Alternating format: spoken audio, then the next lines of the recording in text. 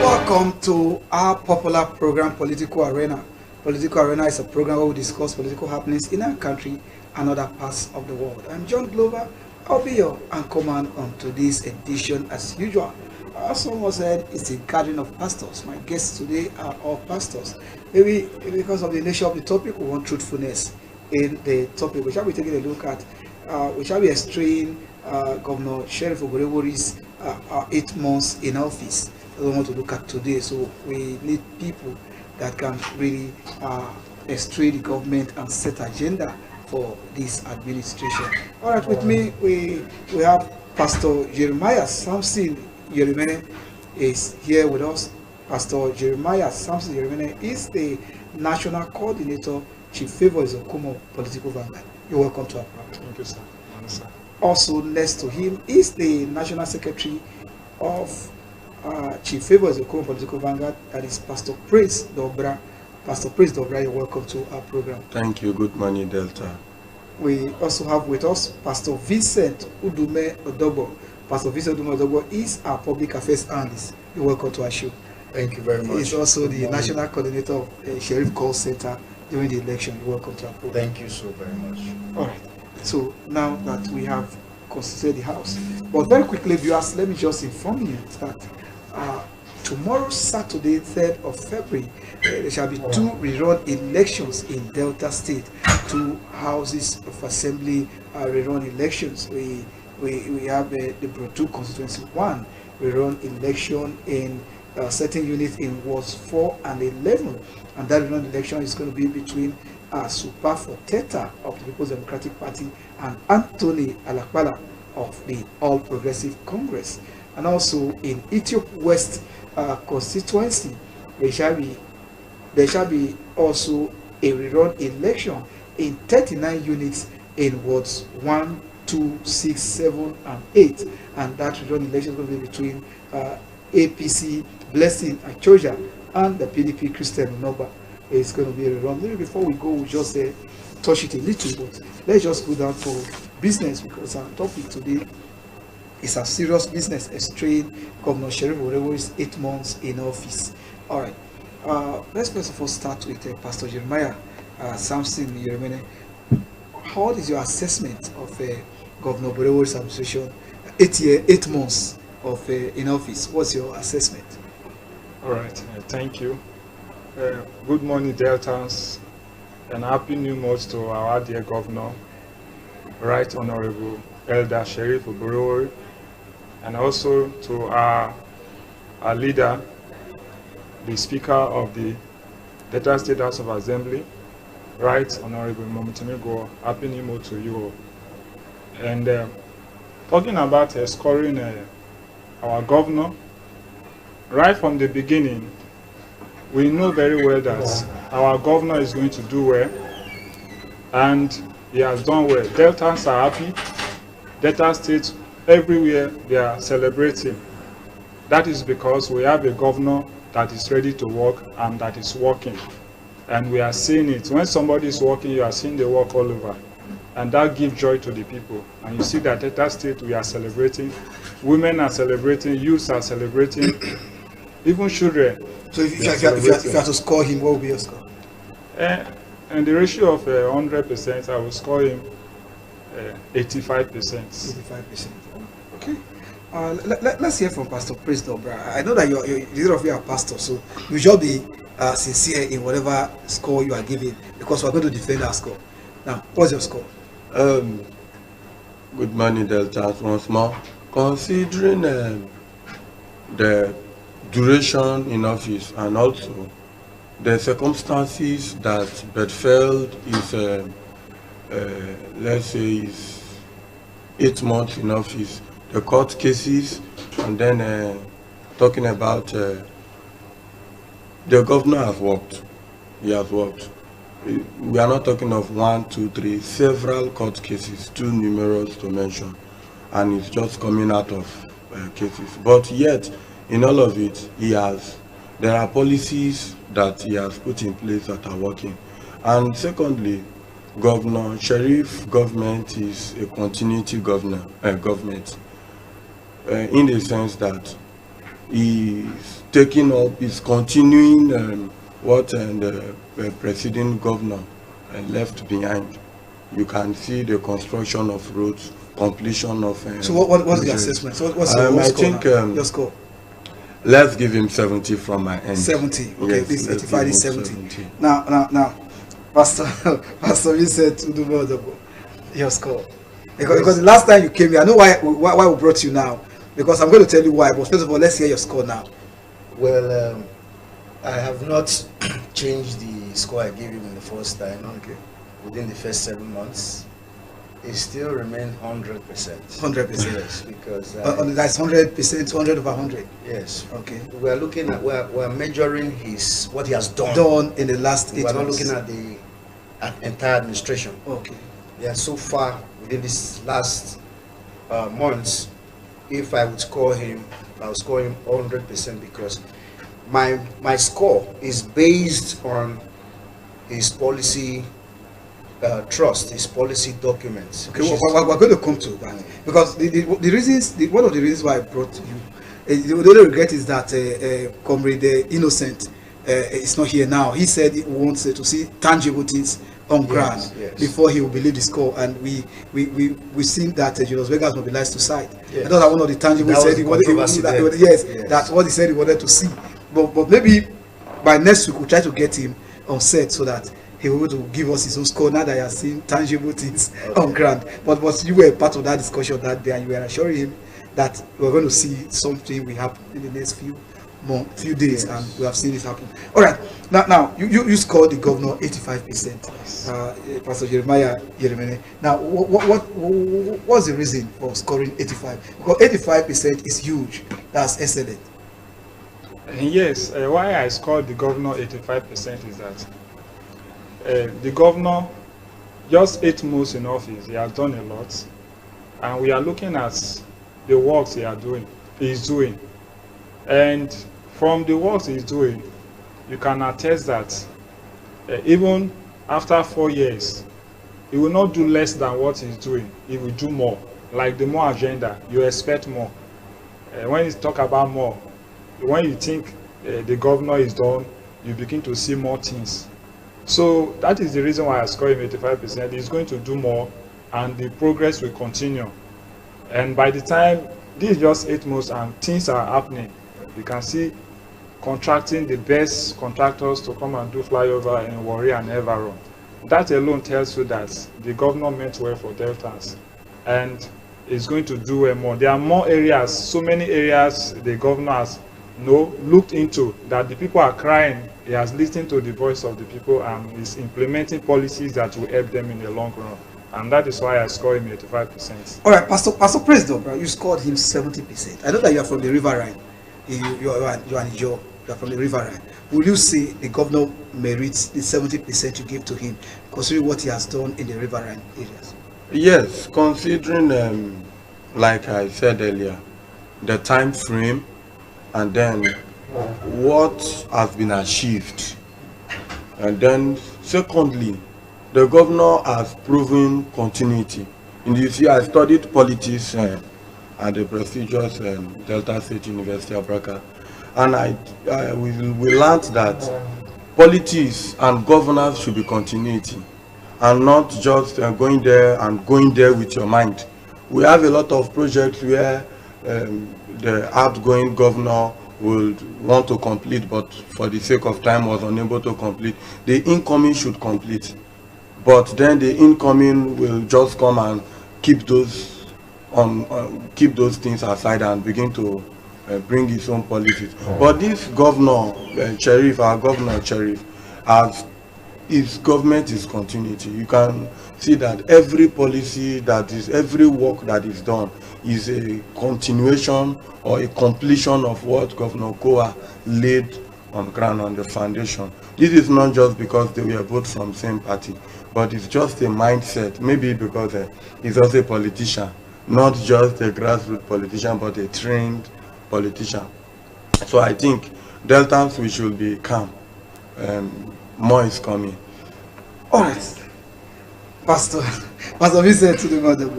Now, I wanted to talk about, because, like I said, you are here for a specific purpose. Now, like I said, you said we started seeing some tangible. So tell us more about the Julius Berger contract and then mobilizing to site, and then before we ask you to give reasons for your own. Because recently I see that you've been working with the Commissioner for Urban and as Commissioner Ruben Izezi and all that. So give us highways and urban.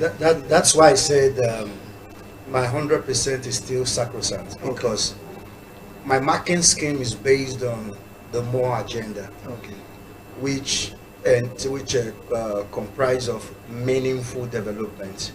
To that, I can link it up to the Julius Berger contracts and all of that. Then talking about the opportunity for all, we saw the MOU signed with NNPC and UTM for the liquefied, floating liquefied natural gas, creating opportunities. We saw the $2 billion intervention fund for agricultural sector after the governor's visit to the greenhouse in the car. You see, you can see that the governor is implementing the MORE agenda effectively and productively. And if you want me to score within this timeline, he has done exactly what he has stated in his policy plan. Now, come to the Ministry of Works.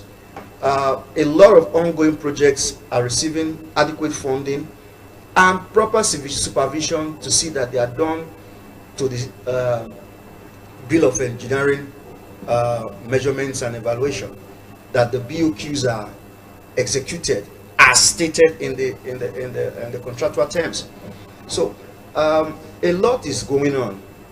Tangible proof. Yesterday we were on inspection to the Opanam Iguzo road. That's the 5.2 kilometers road with 5.3 kilometers road with 10.6 drainage. The drainage are 95% completed.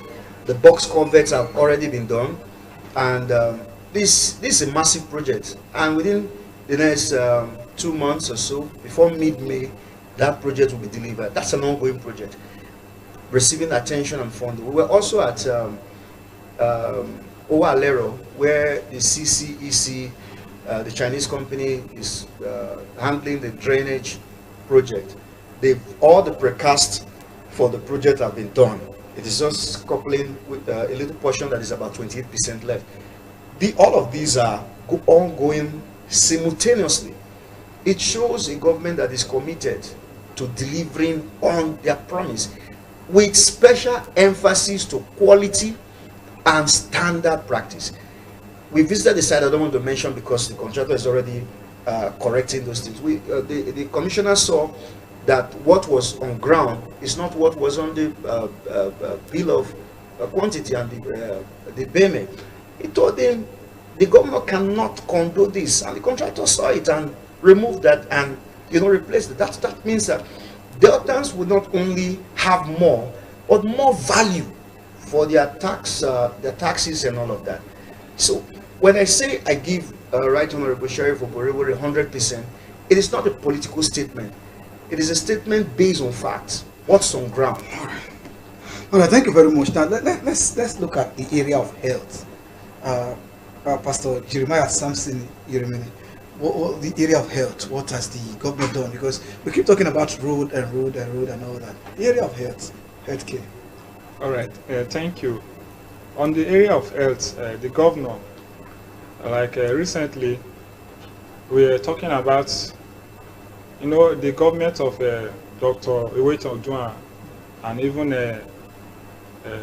Dr. Okowa. They have health programs, policies they implemented that Deltans benefited from. And coming to our dear governor, Right Honorable Elder Sheriff Oborevwori, he has deemed me fit to continue with those programs, and it's a good one, and Deltans are happy with that.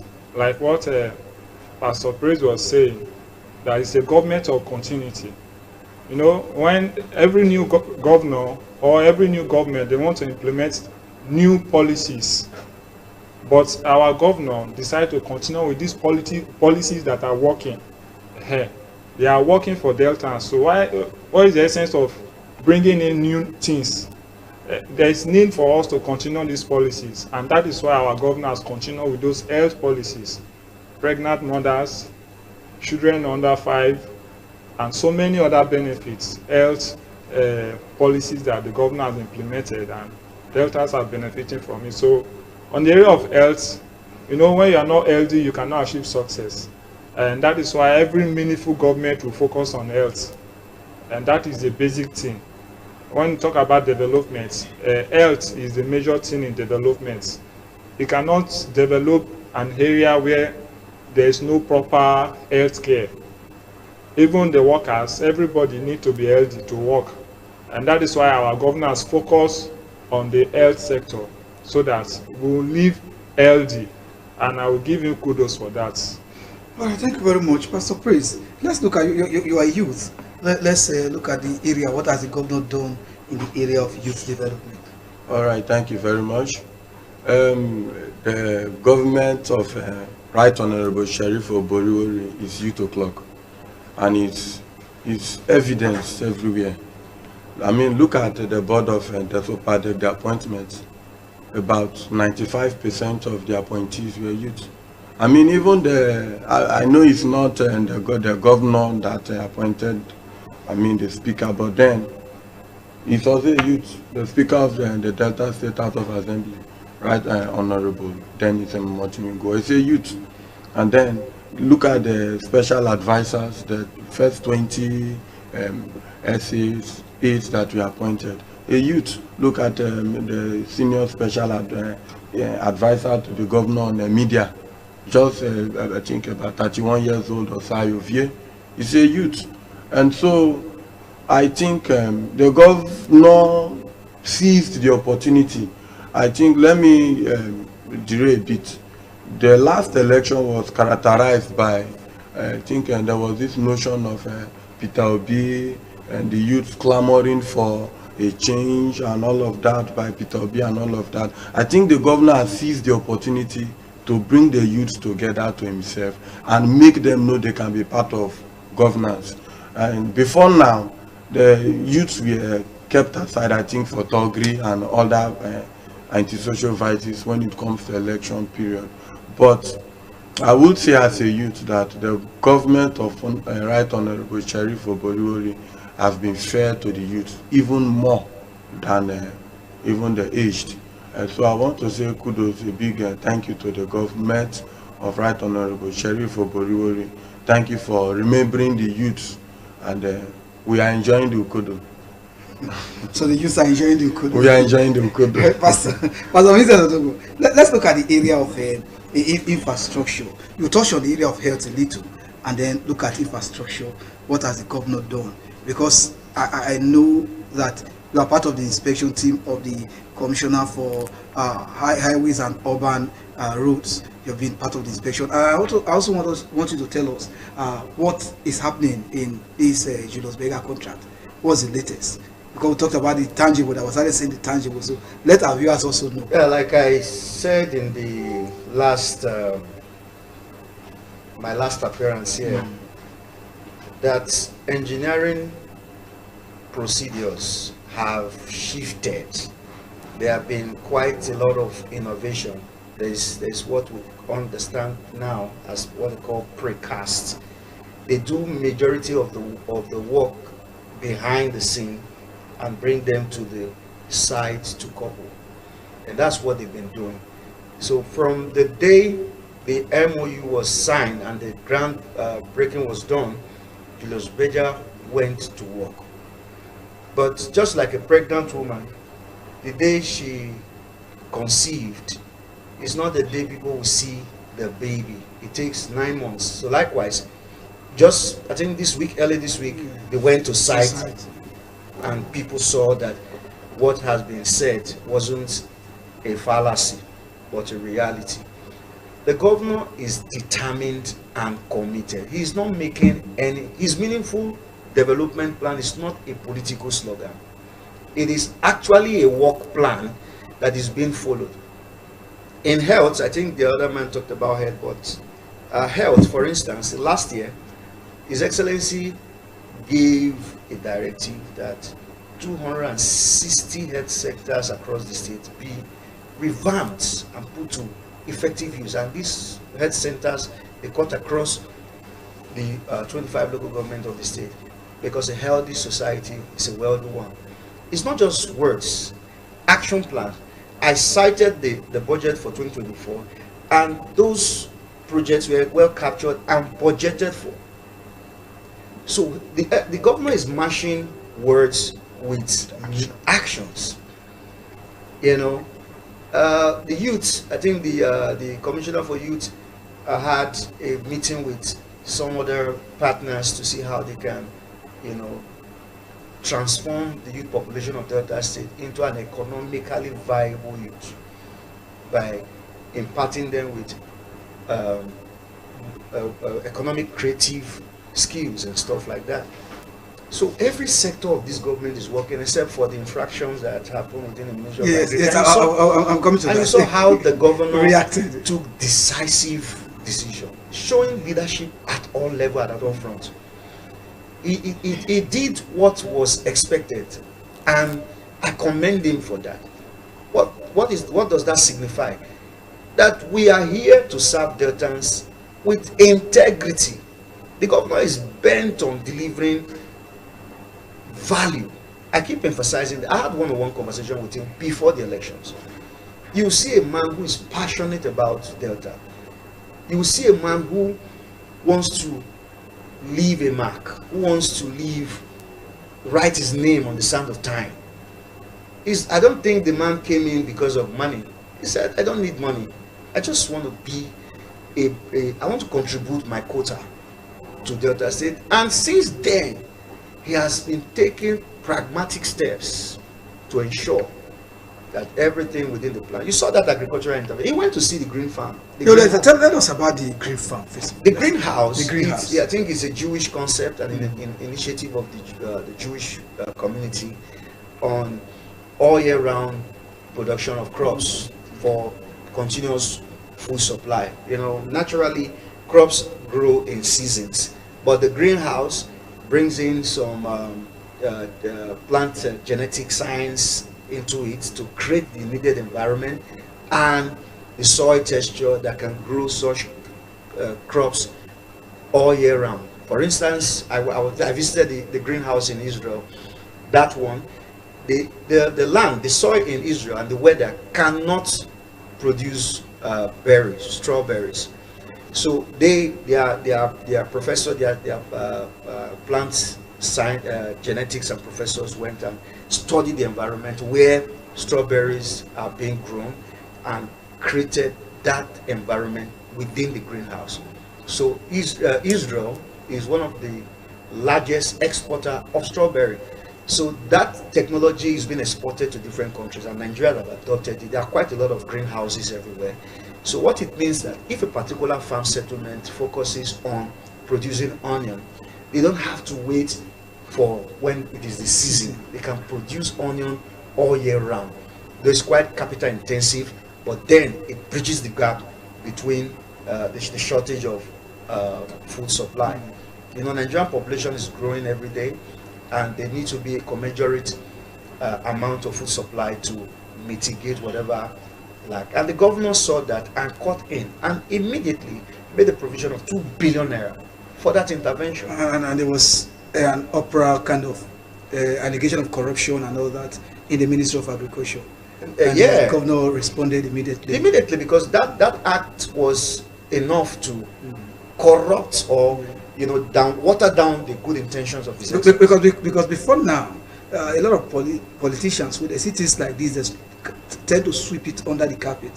But he immediately swung into action, suspended the commissioner for agriculture, and some other persons were sent on leave in the ministry so as to allow a full-scale investigation. It is still an allegation anyway. Yes. So if the commissioner is found to be not guilty, he will be reinstated. Yes. Whoever is not guilty, Not just will be the reinstated. commissioner. And even the ministry, The permanent secretary and all that. accountant, It's just to pave way for investigation.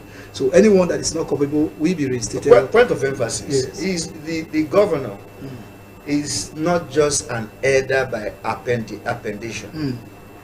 Is an elder that is qualified for that office in the church. So it's a no-nonsense governor. So he has a responsibility first to God, then to humanity, and he has been living up to that. Okay. So it's a no-nonsense governor. Yeah, he that doesn't want everybody, because when he was swearing those commissioners, then he said, if you don't deliver, you know, during their retreat or so, who does not deliver will be shown the way out and all that. I think it's matching those words with action for now. So we're seeing a governor for once who will not tolerate any form of indiscipline and all that. If you look very well, you will see that all the commissioners are on their toes. Everybody's working. And that's the only way the meaningful development of His Excellency can be delivered. All right, now let's come back to Pastor Jeremiah. Now let's look at, generally speaking, first of all, let's look at the impact. When the Julius Berger mobilized to site the beginning of this week, there were a lot of celebrations, a lot of people were happy.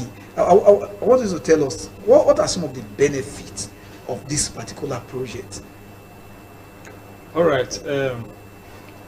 I was very happy when I saw it that Julius Berger has mobilized to sites, and Deltans are happy. You know, Deltans have been crying, and those areas are areas that really need concentration, need the attention of the government. And immediately our governor, Right Honorable Sheriff, the very first day he was sworn in, those are some of his key words that he's going to visit those areas. And today it has come to really, you know, when after saying that, people were like, the governor said he's going to do this, so he's going to do that, and just a paperwork, he just talk. But today is a reality, and those projects is going to help us. Our road network is going to be very, very okay by those projects. You know, most times those that PTI junction and all that, most times there will be traffic. And for example, you are going for something important, a business trip and all that, you'll be trapped there. And it's going to even affect the economy of the state, because when there is no proper road network, it's going to affect the economy and the development of the state, because everything has to do with time. And by the grace of God, when those projects are done, it's going to help the road network of that area, Warri Environ. And there will be free flow of vehicles, free flow of business as usual, and the state will be booming. So it's a good one. It's going to benefit Deltans massively, and I'm very, very happy, and we are appreciating the governor for that policy and bringing the best ends to do that work. And we know that they are going to do their best. And like we said, the governor is a no-nonsense governor. It's a governor that is ready. If you are not doing the right thing, you'll be checked, you'll be under investigation, like what is happening in the Ministry of Agriculture. So same thing, any road you are awarded, you are doing it as a contractor, you will be on your toes to do it very well. So it's a good one for Delta State, and we know that more things are coming, more roads are coming. Apart from we are just focusing on those flyovers and all that, there are so many roads that are ongoing in different places that the government is doing. And this one is not them say, I'm seeing them, we are seeing them.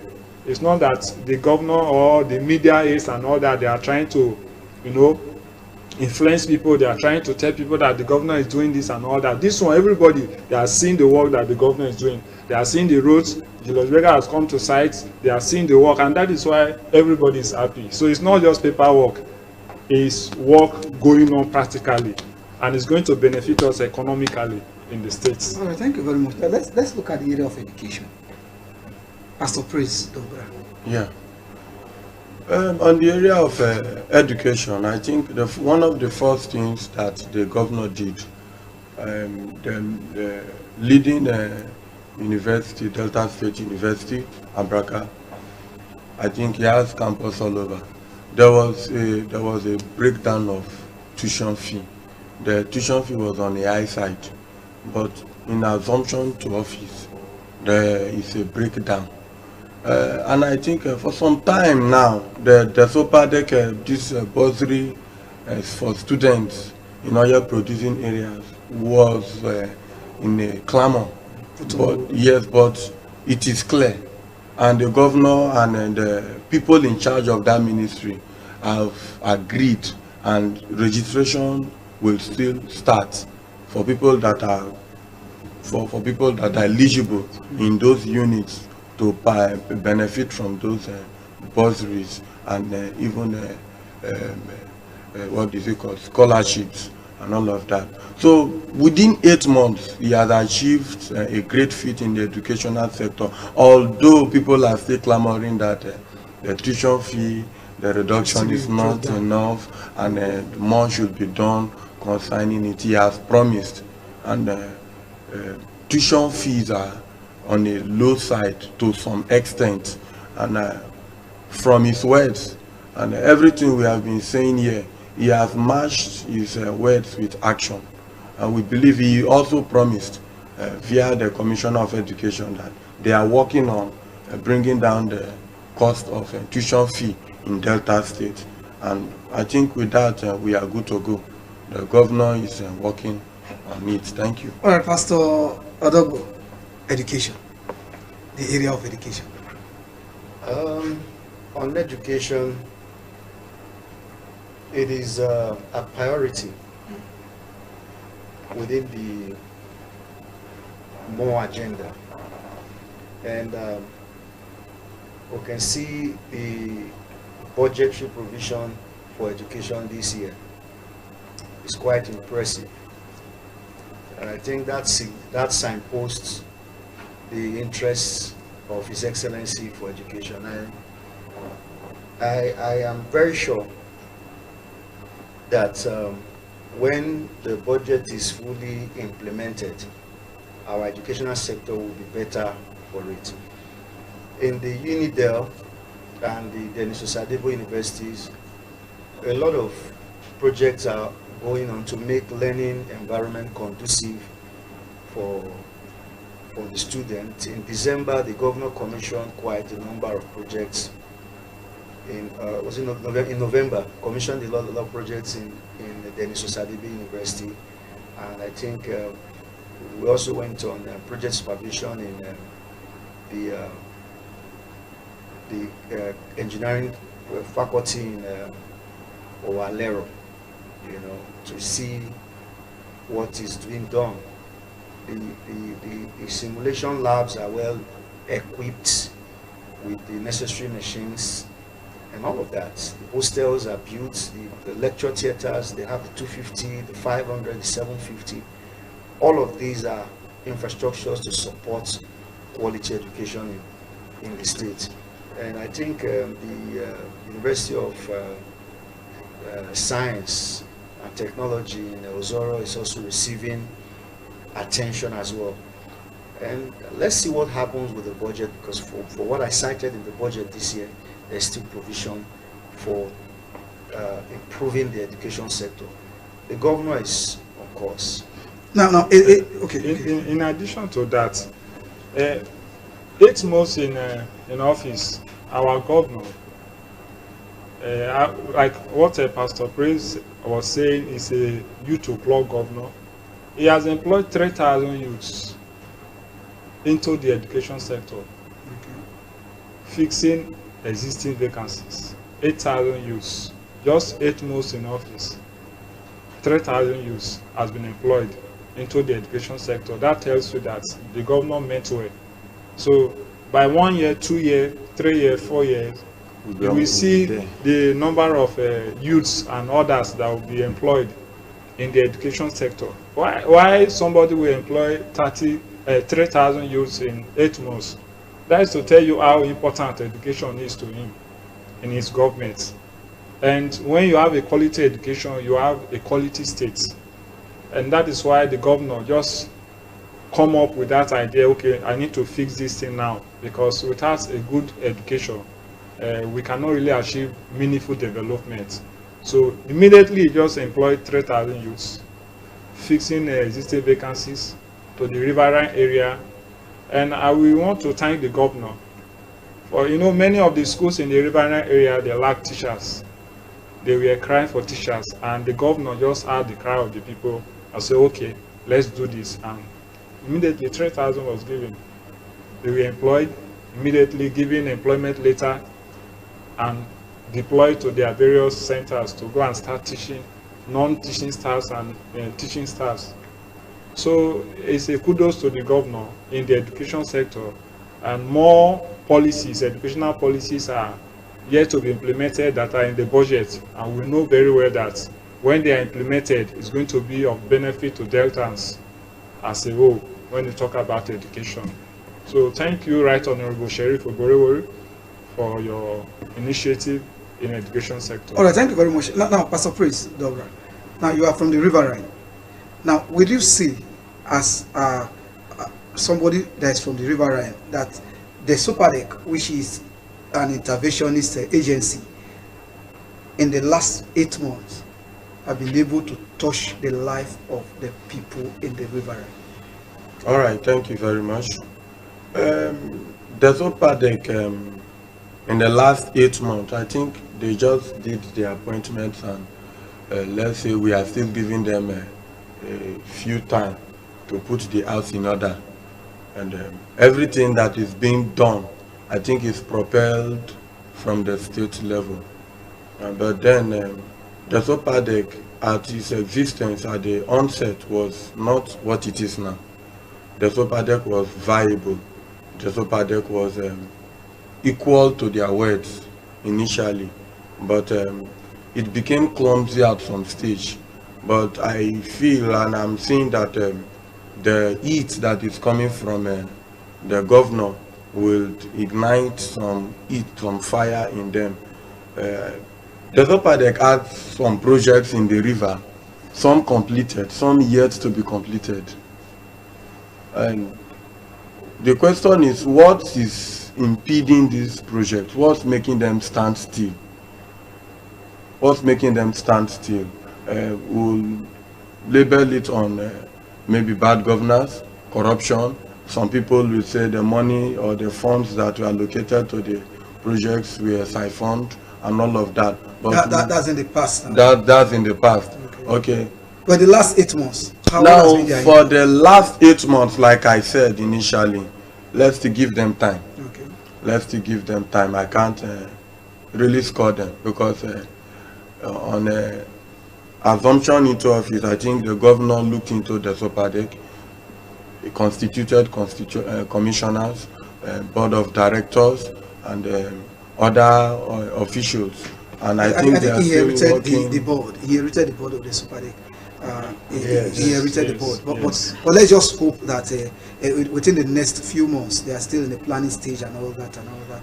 But I know that recently, their skill acquisition, the academy, graduated some persons that were giving starter parts. Okay, what did you say? Okay, let me talking about the skill acquisition. But just let him through more that. We'll come back to you. Okay, talking about, immediately the board was constituted.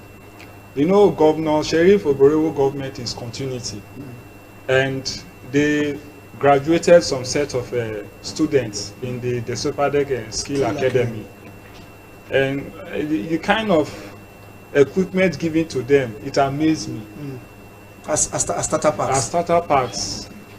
And they are quality equipments that they will use to start life and employ others. When you are trained, you are given starter packs, you will start your business and others will come and learn from you. So that is the idea.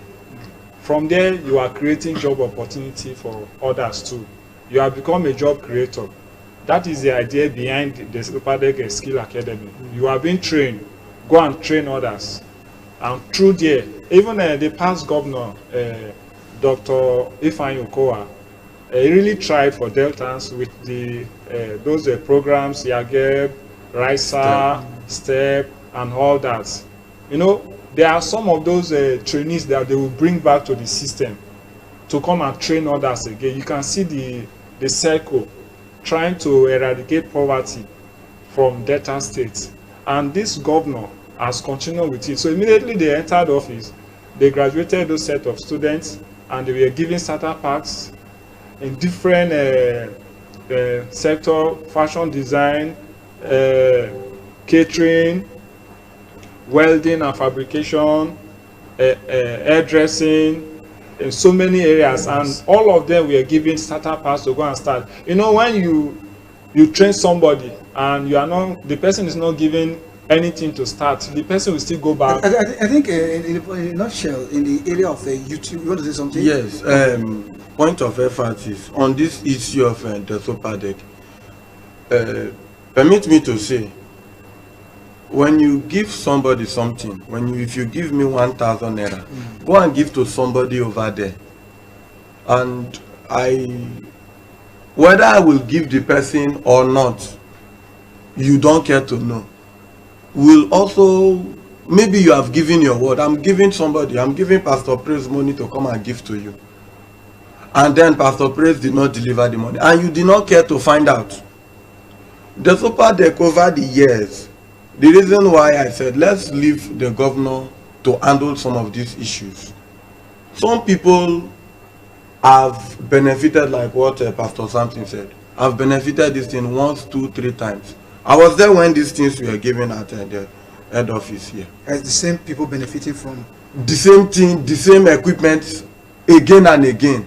And if this equipment, you don't follow up, you don't have a means of assessing the usage of this equipment, if they are selling it, if they are mortgaging it and all of that. Okay, I will allow Pastor Vincent Udume-Odogbo, I know that he's an administrator, to advise the board of the SOPADEC on this. This may not be his area of specialty, it's not from a riverine area and all that, but it's just a word of advice. We set agenda. One of the things we do here, we set agenda. Is our government. We must ensure that there is efficiency and all that. So what will be your advice as part of to monitor, to ensure that the same people don't benefit and the in this administration, yes, there are a lot of new innovations and strategies that the governor and his team are putting into place to ensure that Deltans have value for money. One of which is effective projects and programs monitoring. The days of holiday administrator has gone, and it's gone forever. Because I know the chairman of that, the SOPADEC now, Chief John Nani, is somebody that don't take nonsense also. The new chairman, I know him. So what I believe is that everyone appointed to the different offices have one responsibility: to ensure that the MOA agenda is implemented to the latter at any corner you find yourself. So it's not going to be business as usual. It's not business as usual. So the monitoring process, like the issue he raised about following up on beneficiaries to see if truly they are engaging in whatever area they have been trained, and for the purpose the machines are given, to know if so. So those procedures are already in place. So it's not just going to come. You don't come to take what government offers and sell it. If you don't need it, it will be given to those who would make good use of it. So the economic reform, the all of those policies in the MOA agenda, like the governor said, that his MOA agenda is a social contract with Deltans, and he will see to it that it is implemented and followed to the latter. All right, so everybody should know that it's not business as usual. All right, let's just wrap up. Your closing remark, just one sentence. Talk to Deltans. All right, Deltans, I want to implore you, plead with you to always support our dear governor. Our governor meant well for us. He's ready to deliver. He's ready to give us more meaningful development. So with your support, he will do that. With your support, Delta State is going to be great, more and more. So thank you, and God bless you for supporting our dear governor. All right, Pastor Praise. No, bro. Thank you very much. Deltans, let's disabuse our minds from party sentiments. Let's come to reality. He is the man. He will be there for the next 4 years. 3 years and 2 months left, 4 months left, I think so. let's support him. The policies he is enacting and the repairs he's doing, let's support him.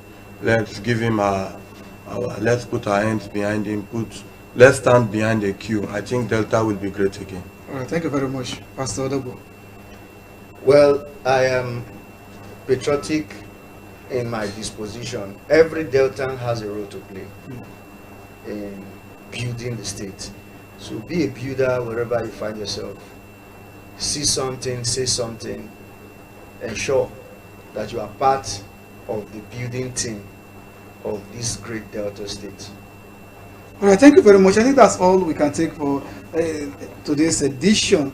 Special thanks to Pastor Jeremiah Samson Jeremene. Thank you very much for coming. And also Pastor Praise Dobra, thank you very much for God your bless time. you, sir. And Pastor Vincent Udume Odobo, thank you very much for your time. Very much. Special thanks to my producer Johnson Obasiji and my executive producer Pastor Mark Omote. I think it's only Johnson that's not the pastor now in the crew today. So maybe we'll call him Pastor Johnson Obasiji. Thank you very much. It's goodbye from us. Join us same time on Monday for another edition. It's goodbye from us. Have a blessed weekend.